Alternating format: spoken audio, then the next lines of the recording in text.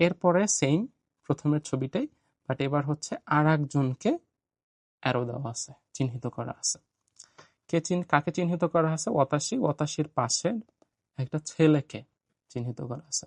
তার মানে আমার সে হয়তো ভাই হবে, হয়তো বড় ভাই নইলে ছোট ভাই। অপশনের মধ্যে কি কি আছে? ওতো ওতো। ওতো ওতো মানে কি? ছোট ভাই। আর একটা আছে হচ্ছে ওত্তো।